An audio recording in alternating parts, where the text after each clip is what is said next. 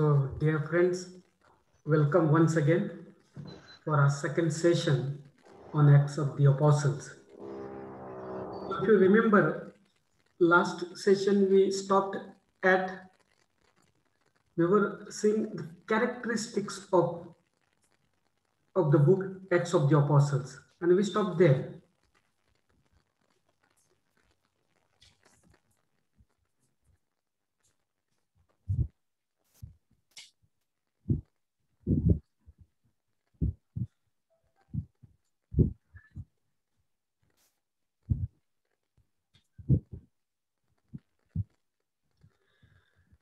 So we saw the summaries, how the summaries are provided, especially in case of how Luke summarizes everything. He tells us about how word was continued to grow, how people were being taken up, or the Holy Spirit was coming upon them. So Luke is telling us everything, and then at the end, towards the end, he will summarize everything. So the basic thing is the word of God continued to grow.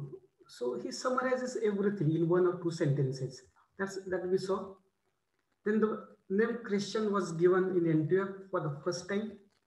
And then we saw the first council of the church, that is Jerusalem Council, and the first apostolic decree. So with that, this we stopped. So now we'll go ahead with this. The next characteristic is this moral honesty or fidelity to truth of Luke. So if you remember, we began with studying this Acts of the Apostle. We read Acts chapter 1, verse 1. There he said, this is my second account. Then we had a question, where is the first account? Then we went to the Gospel of St. Luke. And there we read chapter 1, verse 1, that after considering everything, after careful examination, I have decided to give this account. I decided to give this record of Jesus. And there we saw that how truthful he was. He is saying the true record I want to give. And this in Acts of the Apostle, we see how the records are true. He doesn't hide everything. He doesn't hide any faults or shortcomings of the church. Whatever is there, he gives us the account. So he's not trying to portray the churches which is holy. There is no problem in the church. There are no weaknesses in the church. He tries to project the church both church as divine as well as church as human. So he doesn't hide the shortcomings or the weaknesses of the church. But he portrays, he shows us that this is the weaknesses. Even there is a Holy Spirit, there is the work of God, there is the finger of God, but still the church is human also. So he doesn't hide that. Sometimes what we try to do, a good person or a saint also, we try to hide those bad qualities or something. But Saint Luke, he gives the report as it is. It's truth. First we'll see dishonesty. In chapter 5, verse 1, he shows there was some kind of dishonesty. People were not honest. So if you go to chapter 5, verse 1, I will read for you. There was also a man called Ananias. He and his wife Sapphira agreed to sell a property, but with his wife's connivance, he kept back part of the price and brought the rest and presented it to the apostles. So here is giving example of Ananias. So he sold his property, but he kept some part. Just before that, at the end, Luke is telling us that they sold their property, everything they brought for the community, they brought to the apostles. But then immediately he says, but still there was some dishonesty. There was a man who sold his property, but kept something for himself. So Luke is showing true, he's honest, showing what is happening in the first church. He doesn't hide some faults or weaknesses or shortcomings of the early church. Then there was partiality. Chapter 6, verse 1. That's why the first 7 deacons were appointed, because of the partiality. Chapter 6 verse 1, how was the partiality? Just see. About this time, when the number of disciples was increasing, the Hellenists made a complaint against the Hebrew. In the daily distribution, their own widows were being overlooked. So there was partialities. The Hellenists, their widows, their people were not fed properly. They were not given food. Those who were the Jews, they were given the food. So there was partiality in the early church also. That's why they had to appoint 7 deacons, because Apostle said, we cannot pay attention to food distribution. Our work is to cater to other spiritual need. We need to preach. We cannot look at this. So that's why they appointed 7 deacons. So there was partiality in the early church, and Luke doesn't hide it. Or Saul was a persecutor. So now, Saint Paul, being a great man, he went till Rome.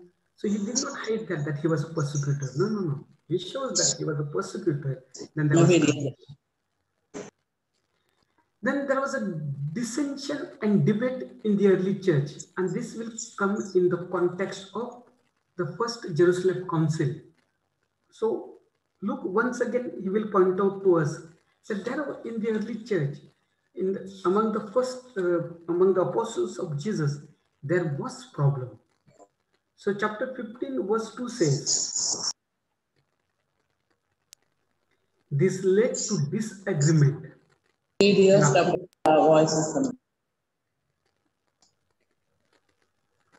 So chapter 15 verse 2 says, this led to disagreement, and after Paul and Barnabas had a long argument with this man.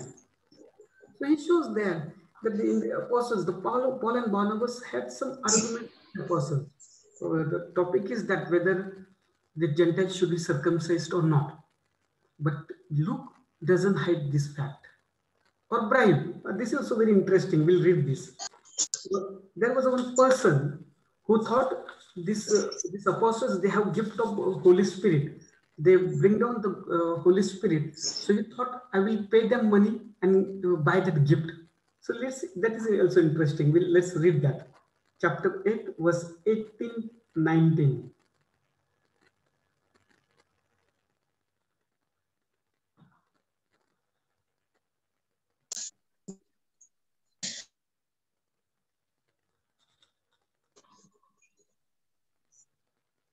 Chapter 8, verses 18 and 19. When Simon saw that the Spirit was given through the laying on of the apostles' hands, he offered them money with the words, give me the same power, so that anyone I lay my hands on will receive the Holy Spirit. So Simon, he saw that apostles were laying their hands and the Spirit will come. So he tried to bribe them, give them money. Take this money, give me that power. So I also lay my hands and Holy Spirit will come to them. So in other words, I'm trying to show this, that Luke is very truthful in his account. Then this also, this is the argument between Paul and Mark. Mark, who has written this gospel. So this is the argument between Paul and Mark. Paul refused to take Mark with him. Chapter 15, verse 18. Once again, we'll go quickly, we'll look at that. Chapter 15, verse 18 to verse 38, 39.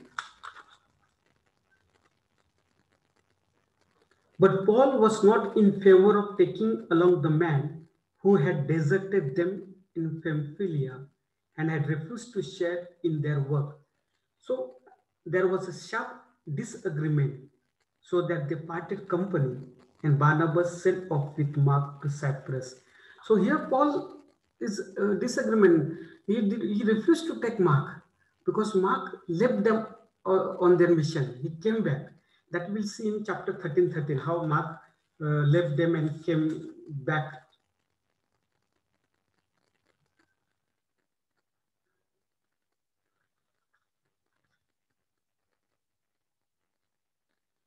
Paul in chapter 13, verse 13, Paul his companions went to sea from Paphos to Perga in Pamphylia, where John left them to go back to Jerusalem. So he left them half the way. So there was disagreement between Mark, Paul and Barnabas. So in other words, I'm trying to show how Luke is truthful in giving the account. He doesn't hide shortcomings, weaknesses of the early church. Then we will come to the theology of this Acts of the Apostle. With this, we've finished the preliminary observations. For example, what is the purpose? Who is the author? When did he write? Who are the audience? And what is the structure? And some characteristics. Now we'll go to the main part of this course. So first of all, we'll see the concept of God in the Acts. How God is portrayed, how Luke portrays God in the Acts. We'll see to it. First, it shows God, a God of Israel. God is God of Israel. So why it shows God is Israel? Then what about Gentiles? Why is showing like this? God is Israel. In chapter 13, verse 17, he says, "Men of Israel and fearers of God, listen. The God of our nation Israel." The God of our nation Israel. So first of all, God is of Israel. Luke is portrayed it. We have question here. Why like this? This is the partiality. He's portraying God only for one kind of people or one group of people. Why? We'll raise this question again and again. Then second, God is God of patriarchs or ancestors. And I have given there number of examples, number of Bible quotations where God is portrayed as God of patriarchs, ancestors. Why? Once again, why these Gentiles are not included? Why these Samaritans are not included? Jesus' command was, "Preach, be my witnesses, first in Jerusalem, but then Judea, Samaria, until the ends of the earth." And here, God is shown as God of Israel or God of patriarchs or ancestors. That this is okay. This is very common. God is the creator, maker of heaven and earth and sea. Okay, this we can say tolerable because he shows God is the creator for everyone who made heaven and earth and seas and trees and everything. This also acceptable. Okay. Then God is the one who has power over history. Yeah. So this also shown in Acts chapter 17 verse 26. So this also very neutral, not partial. But first two portrayal of God are partial, only God of Israel or God of patriarchs. So Luke does not mention any title of God to show that God is God of the Gentiles. Luke in the Acts of the Apostle he did not say God is God of Gentiles, but he has said God is God of Israel or God of patriarch. But in the case of Saint Paul, he says God is God of the Gentiles. In letter of Saint Paul, Romans, two times, chapter 3:29 and chapter 10:12. So one we'll read one chapter Romans chapter 3 verse 29. I will read for you what he says. Verse 29.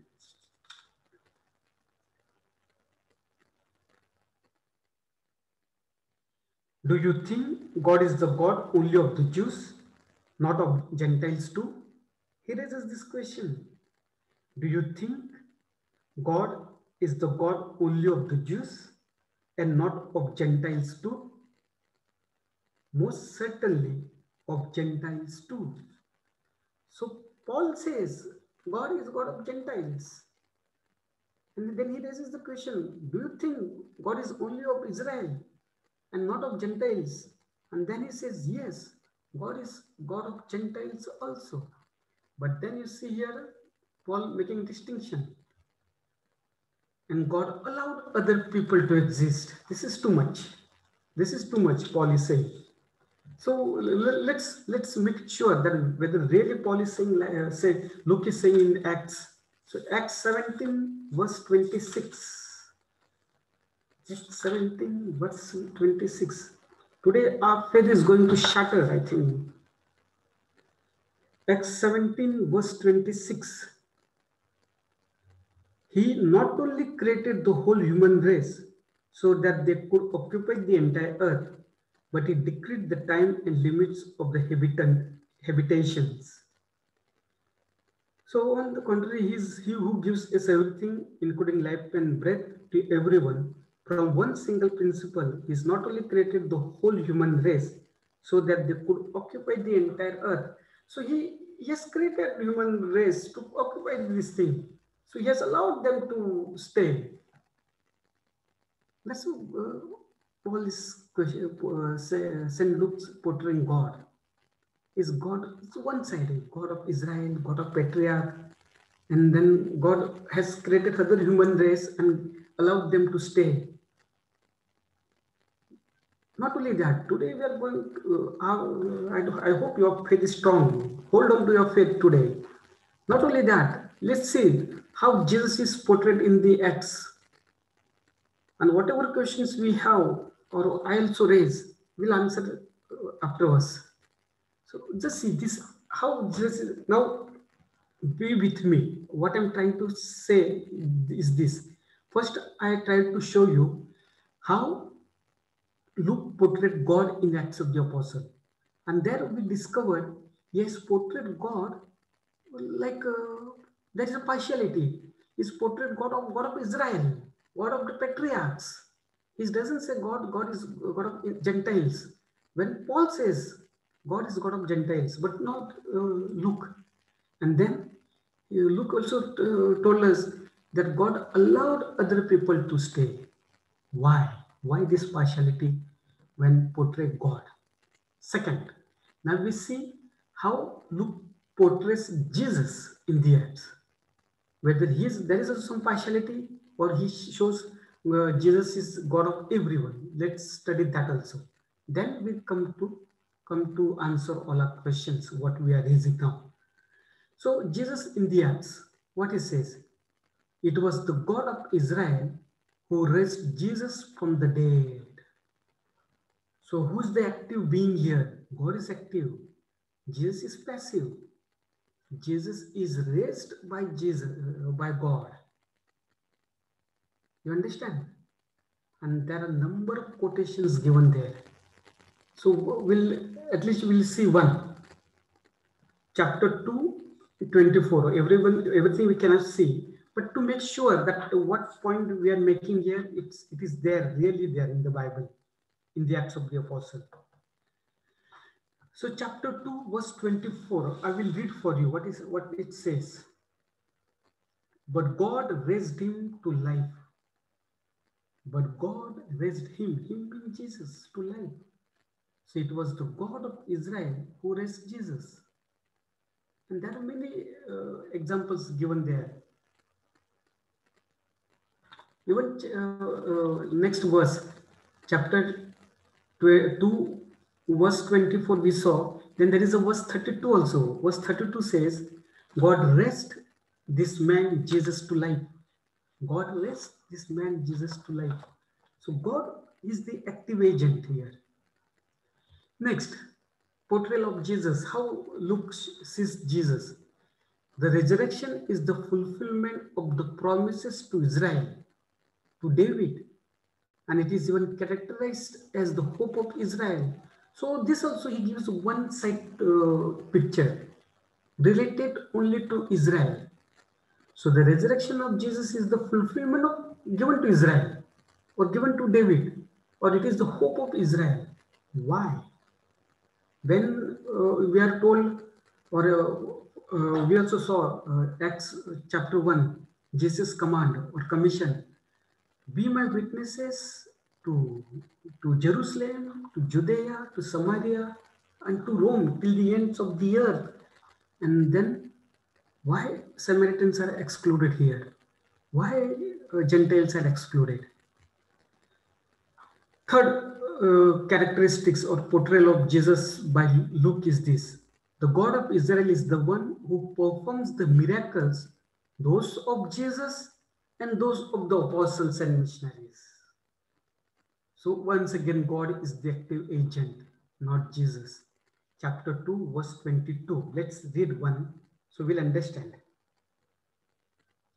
Chapter 2, verse 22 says, Jesus the Nazarene was a man commended to you by God, by miracles and portents and signs that God worked through him. You are getting my point. Now, it was God who worked miracles through Jesus. God is the active agent here. Then, God established the identity of Jesus to the people by means of wonders and signs. Same verse. It goes here next only. So it is God. When it is God who performs miracles through the name of Jesus. Once again, we'll see for our for our study. Chapter 4, verse 30. We'll see this time. Chapter 4, verse 30. Whether it is true that it is God who performed miracle to Jesus, through Jesus. And now, Lord, take note of the threats and help your servants to proclaim your message with all fearlessness, by stretching out your hands to heal and to work miracles and marvelous through the name of your holy servant Jesus. So, Lord, work miracle through Jesus' name, through Jesus. And the angel of God subject to God alone. The angels are subject to God alone. So then the question is this: why? Why God is shown as a portrayal or a God of Israel only, and not of Gentiles and all people? Jesus looks like subordinated to God. Then what happened to your whole dogma where recently when we celebrated feast, the Holy Trinity, we say there are one God and three persons, equal in power, equal in majesty, unity, living in unity, living in love. But it looks like God is powerful and Jesus is subordinate to God. Why? Is our faith shattering or what? There is some problem. Now we'll solve this problem now. So, first of all, why Luke is showing this, portraying God like powerful and showing Jesus also Savior, but in this way. First of all, the crisis, the identity of the church. If it were not itself a part of the history of people of God, there would no people of God and no church. What does it mean? It says, initially there was crisis. The church was finding its identity. Even though they were Christians, they used to go to synagogue. So they did not see themselves different from the Jews. So church was finding its identity. Church was searching. Church was trying to establish. And how they're trying to establish? Through connecting to history. To connecting to history of Israel. That Jesus is not someone outside, but he is the one who was promised in the history, was promised to David. So that they tried to find their identity. So that was the first point. The second point, church is not something else, but the part of the history. So the history of Israel continues in the church also. So it's not like that the Christianity borns out of nowhere. Why is Luke is trying to show to the people of Israel that the church or Jesus is not something what we call came out of the blue. It is the plan of God. It was promised long back to Moses, long back to David. That's why you will see there are many speeches, and speeches they try to connect history. Even Peter, Saint Stephen, who's killed, all their speeches or even St. Paul's speech, they refer back to history and trying to show them that what God has done through Jesus is not something new or something out of the blue, but it is a part and parcel of history. The history is being fulfilled in Jesus. That's why he's portraying God in this such way, Jesus in such way. So to make sure to communicate this message that Jesus is not something a new being, but this is the one who was promised to your ancestors, to promise to your patriarchs. Same point. God is the one who fulfills his promises through Jesus Christ. So what I said, same thing. And despite the sins of the people, God has never rejected Israel. Even Israel rejected God. God has not rejected Israel. He has promised, he has fulfilled his promises, and he has fulfilled the promise of giving Messiah in Jesus Christ. It is forever the chosen people. So Israel is corrupt, it is a fallen, but God never rejected Israel. And the final epoch in the history of Israel is the epoch of the church. So the history of Israel continues with the church. It's not something new. So same thing what I am saying. Israel at the end of times is a people in crisis. The final saving act in the history. Luke introduces in a characteristic way. Will you establish once again the kingdom of Israel? When Jesus was being taken up in heaven during the time of ascension, in first chapter only, apostles were gathered at Jerusalem. They asked him, will you establish once again the kingdom of Israel? So still they have not understood fully. They thought a political kingdom. And God will return and rebuild the fallen house of David. So what I'm trying to say is this only. So Luke portraying God in such a way and Jesus also in different way is to show that God which we are proclaiming now. Luke is saying that God they are proclaimed. What Peter is proclaiming God. Paul is proclaiming that God. What the apostles are proclaiming is God not something else but God of history, which is the God of your Israel, which is God of patriarchs, which is God of ancestor. And in Jesus, he has fulfilled his promises. That's why he's trying to project God in such a way. Now the question will come about the Gentiles. Now we solve the question in terms of Israelites. Why Luke is portraying in such a way, God different way, and Jesus looks like subordinate to God. So we solve that problem, showing that he wanted to connect this church and history of Israel. Now what about Gentiles? How to answer this? How the way Luke is portraying God? He's portraying God for Israel. Now we understand. But what about the Gentiles? Let's go to that also. So see the Christology.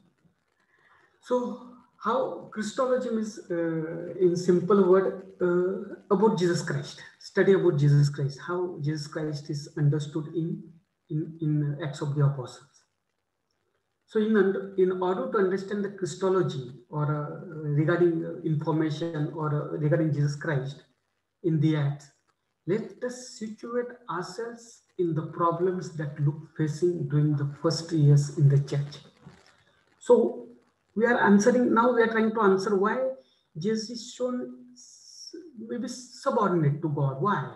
Or God is shown powerful. So we saw in the case of history of Israel, we understand.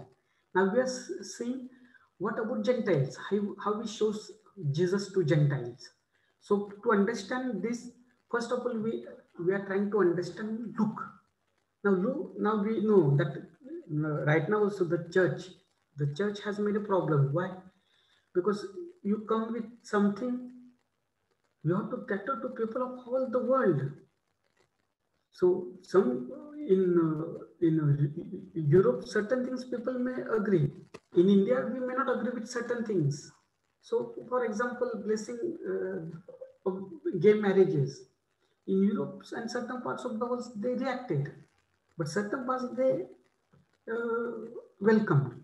So, any policy, anything, it is going to affect all the world. So how to, same problem Luke is facing. Because first of all, the church is new church. So can the church confess her faith in Jesus the Messiah? Because the Israelites, they don't see Jesus as Messiah. So first question was for before Luke is this: how to show that Jesus is the Messiah? And if Jesus is the Messiah, can we confess our faith in Jesus? So what about the people of Israel? What about Gentiles? They are totally unknown about the history of Israel. How to confess our faith? That was the first question. Second question: is the resurrected Jesus the promised Messiah of Israel? So God has promised them the Messiah. So is this Jesus is their promised Messiah or not? Third question he faced: did Jesus actually have messianic status? So what Messiah was promised in the past is whether it is being fulfilled in Jesus or not. Then the fourth question: how to include the Gentiles in the promises that God made to Israel? So this is, now we are dealing with this question: how to include the Gentiles in the promises that God made to Israel? And finally, if Jesus is the fulfillment of the Old Testament, how to communicate it to the Gentiles? And the last one: can the Gentiles be the part of the people of God? So these are the questions Luke faced while writing this his account of the Acts of the Apostles. So how he answers? So first one, he says for Jews, he said Jesus through whom God worked all the miracle. But for Gentiles, he says Jesus is the righteous one of God, or the God of our ancestor had chosen you to know his will. Okay. Then Jesus is the holy servant or holy child. So the Bible scripture references I have given: Acts 22:14, or Jesus is the holy servant child, Acts 3:13 or 26. So is there, I have written a quote here: when God raised up his servant child, he sent him first to you to bless you by turning each of you from your wicked ways. Then he connected to David for Israelites. David said about him, I saw the Lord always before me because he is at my right hand. And David spoke of the resurrection of Messiah. So how Jesus is portrayed? Jesus is portrayed as the righteous one of God, or is the holy servant, or he is the holy child. Then he connected to David for Israelites. Then Jesus is the prophet like Moses. So once again, to show that he's connected to Moses. Then for Gentiles, he says he's the author of life, or leader and savior. God exalted him to his own right hand as prince and savior, that he might bring Israel to repentance and forgive their sins. Then Jesus is the anointed one. God anointed Jesus of Nazareth. Then Jesus as Lord and Messiah. Let all Israel be assured of this. So if I'm going fast, don't worry about this. You are going to get this PowerPoint. So as usual, if you are not registered, then you send us email, we'll send you. Or those who have registered, you will get by email. So here also, Luke is showing Jesus is suffering Messiah.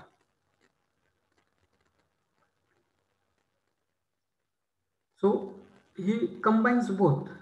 He combines different titles for Jesus to show differently for Gentiles and differently for Israelites. Israel will understand when he connects to Moses or David and his promised Messiah, they will understand. For others, he shows anointed one or Lord or God. So Luke uses Christological titles familiar to Jews, but avoids what may be unintelligible to non-Jews, that is Gentiles. So the king of Jews uses only one because Israel will understand, Israelites will understand, not others. For the Son of God, only once. So Lord is used for God and Jesus as well. So in short, what we saw about God, what is concept of God in Jesus in the Acts of the Apostle, he shows God of the ancestor, God of Israel, to show to Israelites that he Jesus is no one else but the promised Messiah, which was promised in the history. So he does this many ways, showing how God has fulfilled his promises. Even the speeches of Peter, Stephen, Luke, they go back to history. In history, they try to point out how Jesus was promised, and finally, that promise is fulfilled in Jesus Christ. Then for Gentiles, he portrays God differently, as anointed one or Lord or God. So connected to this, our next topic is the name in the Acts. The name is the name of Jesus. So this also very beautifully he has portrayed the name of Jesus. We'll see to it that we'll read one or two scripture quotations to understand. For it is important to look to demonstrate that God of Israel is the active power in and behind the church. Hence the passivity of the exalted Christ. Christ's role is expressed using the name. So God of Israel is the active power. Now we saw, and Christ, some kind of passivity, some kind of subordination. But then how he portrays Christ? So Christ's role is expressed using this title, the name. So we'll see that the name. The apostles and missionaries speak and teach in his name, Jesus' name. So for understanding, we'll read at least one quote here. Chapter 4, verse 17 and 18. Let's see what is saying there. So now we have moved little ahead, and we are seeing how Luke shows Jesus using this phrase called the name. The name. So we saw that God is maybe active, God is powerful. Some kind of passivity in terms of Jesus, but exactly is not passivity also. But then he shows Jesus using this title or phrase, the name. Now, first point we see the apostles and missionaries speak and teach in Jesus' name. So first we'll see one Bible quote, Acts chapter 4, verses 17 and 18.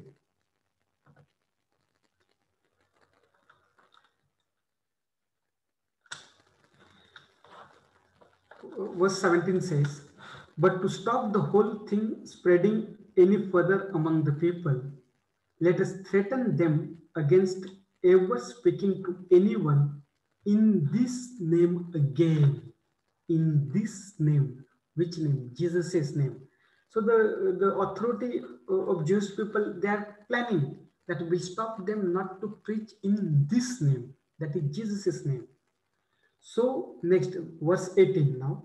So they called them in and gave them a warning, on no account to make statements or to teach in the name of Jesus. So they called them and gave them warning not to make any statement or to teach in the name of Jesus. In the name of Jesus. So apostle and missionary is to teach and speak in the name of Jesus. Second, next one. Miracles are performed in his name. Miracles were performed in Jesus' name. So the chapter 3 verse 6 also there, chapter 4 verse 7 also there. So since we are in chapter 4, we'll read that. Chapter 4 verse 7, what it says there.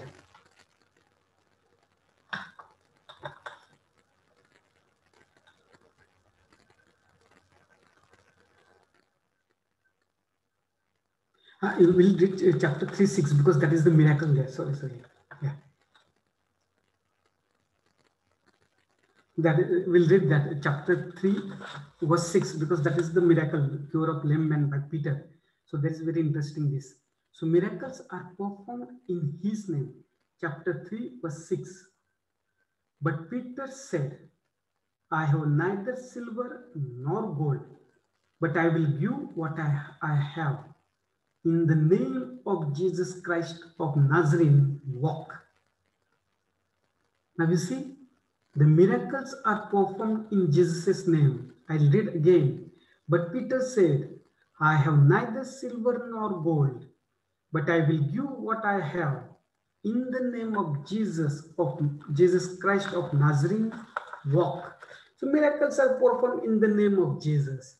So Luke uses this name of Jesus to show Jesus' power or Jesus' authority.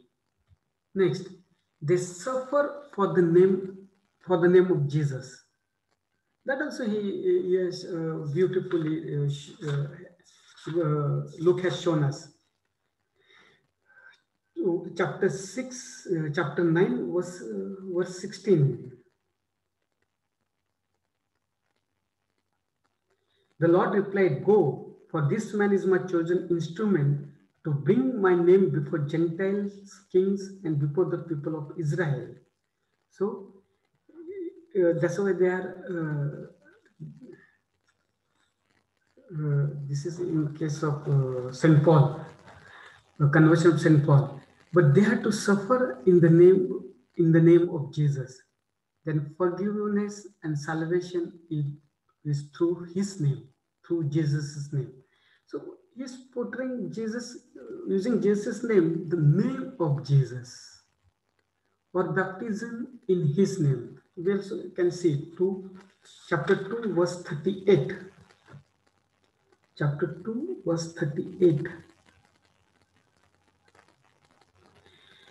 You must repent, Peter answered, and every one of you must be baptized in the name of Jesus Christ. You must repent, Peter said, and you must be baptized in the name of Jesus. So Luke shows power of Jesus through this phrase, the name. Very interesting, the name. So now we'll go to our next point, that is nothing can stop the spread of the good news. And this is a theme we have taken, that word of God continue to spread. Nothing can stop the spread of the good news. So this we can go because we have seen that this already when we talked about the fulfillment of commission. So this only one slide, so only uh, to bring you back. So the Gospel of Luke tells us how God visited and redeemed His people by sending His Son Jesus Christ. So in the Gospel of Luke, Luke is trying to show us that God came to people in the person of Jesus. So God visited and redeemed His people by sending His Son Jesus Christ. So then we have all the account, the birth of Jesus, then the miracles and teaching, or then finally we come to passion, death, and resurrection to show how God has come to His people. And then Acts will take us further. That that is not only to Israel, but it goes to Gentiles also. And then because of that commandment, that be my witnesses. So the Spirit was given to them, and they go to the ends of the earth proclaiming good news. Whether there were difficulties, there were problems, there was dishonesty, there were arguments, there were persecution, there was what I call arrest and killing, but word of God continues to spread. So Luke shows that the power of God was at work. First, in Jesus Christ, in His life, death, and resurrection, and then in the proclamation of the gospel, in the building and extension of the church. So both the gospel and the Acts of the Apostle both are connected. Whatever happens in the gospel will happen in Acts of the Apostle. Whatever happened in the life of Jesus will happen in the lives of his apostles and his followers. So they're very much connected, gospel and Acts of the Apostle. So whatever happened in the gospel will happen in Acts only. So that's what I said. So we'll see that only, parallelism in the gospel and Acts. Whatever happened to Jesus will happen to his followers. Jesus performed miracles. His followers will perform miracles. Jesus was persecuted and killed. His followers will be persecuted and killed. So we'll see some of this parallelism in the gospel and in the Acts. So first of all, the birth of Jesus in the gospel, if you remember, the Holy Spirit overshadowed Mary. The Holy Spirit come upon Mary, and the angel was sent to Mary. So Lucas very much tells us about the Holy Spirit, that she was, the Holy Spirit came upon her, Mary, and then we have Annunciation, then birth of Jesus. Same way we see in the Acts. The Acts of the Apostle begins with overshadowing of the Holy Spirit on the apostle. The Holy Spirit came upon them, and that was the birth of the church. So the Mary was overshadowed by the Holy Spirit, and then was the birth of Jesus. The church was the apostles or the community of Jesus's follower. The Holy Spirit came upon them on the day of Pentecost, and that is the birth of the church. Second parallelism. The ministry of Jesus, healing and teaching, has its counterpart in the ministry of the church, which also consisted in healing and preaching. So Jesus also performed miracles. In Acts of the Apostles, we see, just now we read, the lame man was cured. Then Paul also will cure another man. So there are miracles here, miracles are there in Acts of the Apostles as well. The passion of Jesus, solemnly prophesied, dramatically carried through, that strong word there, has a partial parallel in the persecution to which the apostles are subjected. And Paul's journey to Jerusalem, to Rome, actually, in his arrest and trial, and his terrible experiences in shipwreck. So Jesus was persecuted and was killed. Jesus' apostles also were persecuted and killed. Whatever happened in the gospel to Jesus will happen in the Acts of the Apostle to apostles. So one important, this will study in the little detail. So the journeys are made. Jesus made a journey. Jesus' journey was to Jerusalem. So if you read the gospel, his gospel is like making journey. If you have watched that movie, Bombay to Goa, old movie, whole movie in the bus, making journey. So this gospel also, Jesus makes journey. Jesus goes to Jerusalem. So we'll see how Jesus is going to Jerusalem and how Paul is going to Rome. How both of them are making journey.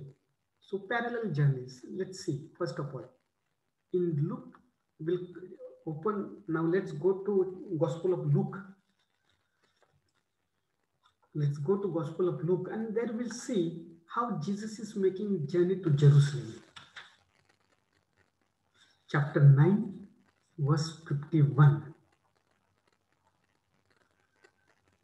Chapter 9, verse 51. Even the heading is this, the journey to Jerusalem. Heading itself is this, the journey to Jerusalem.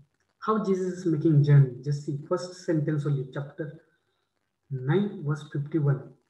Now it happened that as the time drew near for him to be taken up, he turned his face toward Jerusalem and sent messenger ahead of him. Now Jesus understood that this is time to die. This is time to go undergo passion, death, and resurrection. Now he set his face toward Jerusalem. He decided to go to Jerusalem. That who tells us chapter 9, verse 51. Now, verse 56, continuation of that, verse 56. And they went on to another village. Now they are there making journey. So he's going to Jerusalem. He reached somewhere. Now from when Luke is saying in verse 56, he went on to another place. Verse 57. As they traveled along, when we journey, going to Jerusalem. Why are they going to Jerusalem? To suffer, to die, and to rise. Paul also will make similar kind of journey. For another example, chapter 10, verse 38. Chapter 10, verse 38. In the course of their journey, he came to a village. This village is Bethany village. So on the course of their journey, he came to a village. Journey. Jesus is making journey to Jerusalem. And look also following him, how he's going, where he's going, from one village to another village. His continued journey. Chapter 10, verse 38. In the course of their journey, he came to a village. That is Bethany village. Then chapter 17, 10. Now we'll jump, otherwise we'll be here only, journeying with Jesus. Chapter 17, verse 10. Chapter 17, verse 10. So with you, when you have done all you have been told to say, we are chapter 17, verse 10. There is some problem now.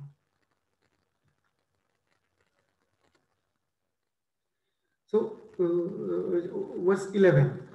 Now it happened that on the way to Jerusalem, he was traveling in the borderlands of Samaria and Galilee. See verse 11, chapter 17, verse 11. Just see.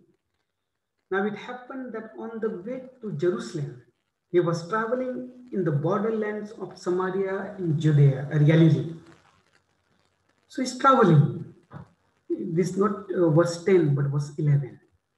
And finally, we'll see. Now we'll cut short this because we don't have much time. 1835. Now it happened as he drew near to Jericho. Now he has reached Jericho. In chapter 19, verse 1, he entered Jericho. Chapter 19 verse, he entered Jericho. Chapter 28, he will leave Jericho. Then chapter 19, verse 28, you see. When he had said this, he went ahead, going up to Jerusalem. He is making a journey to Jerusalem. Then 29 also. It happened that it was near Bethphage and Bethany. Now Jesus reached Jerusalem. After entering Jerusalem, then will be Hosanna, Hosanna. He will ride on the donkey, Hosanna, Hosanna, and then he will be arrested. So this is Jesus' journey. Now this is a Paul journey. Like Jesus and how Luke follows him. Luke telling us all details. Now he's going to Jerusalem. He entered the village. Now he moved ahead. Now he went to another village. Now journey continues. Luke follows Jesus as Jesus makes journey to Jerusalem. Like as Paul makes journey to Rome, Luke also follows him. Now Paul went to this village. Now Paul went to this place. Paul went to this place. Then Paul went there, and Paul went there. So like Jesus, Paul also makes journey. So there is a parallelism between the gospel and the acts. Whatever happened to Jesus happens to his apostles, his followers, especially Peter and Paul. Now there is a parallelism Peter and Paul as well. This will quickly we'll see. See, now we saw whatever happened to Jesus happened to Peter, his apostles. Now Peter and Paul. Peter is the first of the apostles. So he was in a way, he was the head, but as well as Paul also. Half of the Acts of the Apostle, Paul is the hero. Later part, Paul is the hero. So there are two parts of the Acts. First, occupied by Peter, 1 to 12, chapters 1 to 12, and later occupied by Paul, chapter 13 to 28, till the end. Then open with a special manifestation of the Holy Spirit. So what we'll do now, we'll stop here, because this also will study how the Holy Spirit, what you call, came upon them, and that we'll study afterwards. So what we'll do, we'll stop here. We'll continue with Thursday with this topic only. Now what we'll do, if you have any question or comments to make, we can go to that. Joshua, unmute them if they want to ask any question. Joshua? Yes, they can. Yeah, you all can now unmute yourselves and ask questions, or you all can also put it on the chat. Stop recording.